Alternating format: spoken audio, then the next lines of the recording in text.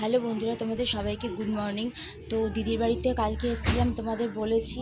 আর ভেবেছিলাম কালকেই চলে যাব সন্ধেবেলা, কিন্তু এখানে মেলা হচ্ছিলো, একটু মেলাটা ঘুরেই চলে যেতাম।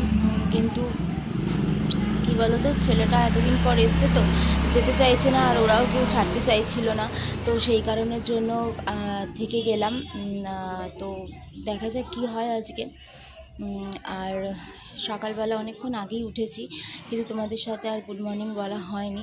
তো ভাবলাম চলো একটুখানি গুড মর্নিং বলে দিই, আর এটাও জানিয়ে দিই যে আমি আজকে থেকে গেলাম, মানে কালকেই থেকে গেছি। এবার আজকে কখন যাব জানি না, দেখছি সন্ধ্যাবেলা চলে যাব ভাবছি।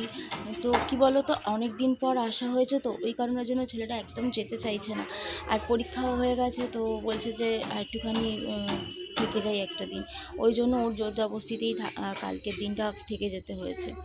তো দেখো, এখানে মানে এসে তো খুবই ভালো লাগছে দিদির বাড়িতে, এতদিন পর এলাম। আর ছেলেটাও দিদির ছেলের সাথে একটু খেলাধুলা করে, তো ওরও ওই জন্য ভালো লাগে। ঘরের মধ্যে একা একাই থাকি, তো ওই কারণের জন্য ছেলেটা এখানে আসার পর একটু ওর ভালোই লাগে। তো এই যে এখন বারান্দাটাতে দাঁড়িয়ে আছি এখানে। ওকে, তো ঠিক আছে, চলো পরে আবার কথা হবে। টাটা।